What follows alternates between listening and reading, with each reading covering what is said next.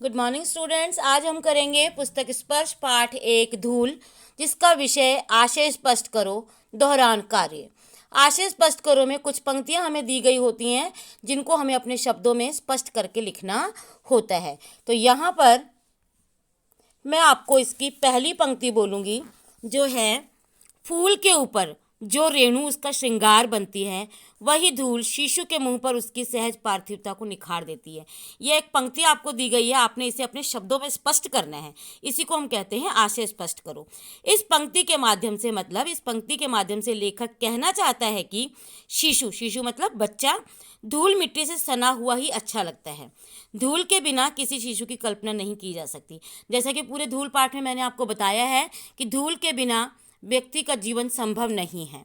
इस प्रकार धूल से सने शिशु मतलब बच्चे को धूली भरे हीरे भी कहा गया है। लेखक के अनुसार जैसे फूल के ऊपर पड़े हुए धूल के कण उसकी शोभा को बढ़ा देते हैं, ठीक वैसे ही शिशु के मुंह पर, छोटे बच्चे के मुंह पे अगर धूल मिट्टी लगी होती है तो उसकी बचपने को और ज़्यादा सुंदर निखार कर हमारे सामने लेकर आती है। तो इस प्रकार यह हुआ हमारी पंक्ति पहली का आशय स्पष्ट करो। अब हमारे पास पंक्ति दूसरी है, धन्य धन्य वह नर मैले जो करत गात कनियाँ लगाए धूली ऐसे लरिकान की। यहाँ पर हमें दो प्रकार के व्यक्तियों का वर्णन किया गया है कि एक वह व्यक्ति जो मिट्टी में सने हुए बच्चे को भी गोद में उठा लेता है और उससे प्रेम करता है, एक वह व्यक्ति जो धूल को कहता है कि मैला है, गंदा है। तो इस प्रकार दो प्रकार के व्यक्ति हैं। वह व्यक्ति जो धूल को धूल कहकर, मिट्टी कहकर माथे से लगाता है, वह धन्य है मतलब सौभाग्यशाली है। और वह व्यक्ति जो धूल को धूल कहकर उससे नफरत करते हैं, उसको बड़ा ही अजीब व्यक्ति माना गया है, उसे निम्न वर्ग का माना गया है कि वह श्रेष्ठ व्यक्ति नहीं है। इस प्रकार का व्यक्ति चमक दमक को महत्व रखता है, गुणों को महत्व नहीं रखता। इस प्रकार धूली भरे हीरे और हीरे दोनों में अंतर है। एक हीरा वह जो चमकता हो, एक हीरा वह जो धूल से भरा हो। धूल भरा हीरा माँ पसंद करती है, चमकता हुआ हीरा जौहरी पसंद करता है। इस प्रकार हमारी तीसरी पंक्ति है, मिट्टी और धूल में अंतर है, लेकिन उतना जितना शब्द और रस में, देह और प्राण में, चांद और चांदनी में। यहाँ पर हमें मिट्टी और धूल का अंतर बताया गया है। मिट्टी आत्मा और परमात्मा की तरह हमें बताई गई है। यहाँ पर इस पंक्ति के माध्यम से लेखक स्पष्ट करना चाहता है कि मिट्टी और धूल में कोई अंतर नहीं है, दोनों एक ही हैं। मिट्टी और धूल की अभिन्नता को स्पष्ट करने के लिए लेखक ने एग्जाम्पल्स हमको दिए हैं, जैसे शब्द और रस। मान लीजिए हमने कोई शब्द बोल दिया लेकिन उसको मीठे तरीके से नहीं बोला, आ जाओ, तो यहाँ पर मैंने बोला क्रोध से। उसी को अगर मैं थोड़ा रस मिला के बोलती, थोड़ा प्यार से बोलती कि आ जाइए, तो वह मेरे शब्दों का अर्थ बदल जाता। शब्द के बिना रस उत्पन्न नहीं होता। देह और प्राण अलग होते हुए भी एक हैं, क्योंकि प्राण के बिना देह कुछ भी नहीं है। इसी प्रकार मिट्टी और धूल का संबंध है कि मिट्टी की पहचान धूल से ही होती है। यहाँ पर हमारी तीसरी पंक्ति है, हमारी देशभक्ति धूल को माथे से ना लगाए तो कम से कम।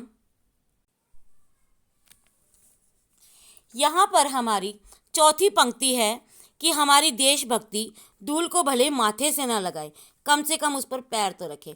यहाँ पर उन लोगों पर एक प्रकार का व्यंग्य किया गया है कि यदि हम देशभक्ति के नाम का जाप जपते हैं तो उस देशभक्ति के लिए हमें क्या करना चाहिए।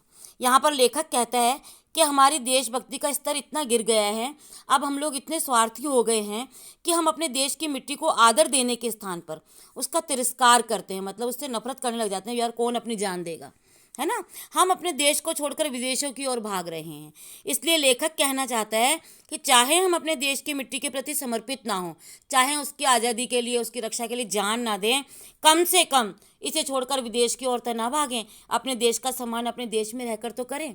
अतः यहाँ पर देशभक्ति को दर्शाया गया है। अंतिम और पांचवी पंक्ति है हमारी, वे उलटकर चोट भी करेंगे तब कांच और हीरे का भेद जानना बाकी ना रहेगा। यहाँ पर कुछ ऐसे लोगों को बताया गया है जैसे किसान और मजदूर लोगों के बारे में बताया। लेखक ने यहाँ बताया है कि भारत के किसानों और मजदूरों के लिए बताया है। लेखक ने उन्हें धूली भरे हीरे कहा है। किसान ही है तो जो मिट्टी का मोल जानता है। आधुनिक अभिजात वर्ग, आज का जो पढ़ा लिखा वर्ग है, इसकी अपेक्षा करता है, इसकी धूल मिट्टी से दूर रहना पसंद करता है, आधुनिक चमक धमक को पसंद करता है और कांच जैसी क्षणभंगुर वस्तुओं के पीछे भाग रहा है। मतलब आज का व्यक्ति चमक के पीछे भाग रहा है, मिट्टी का मूल्य नहीं समझता है।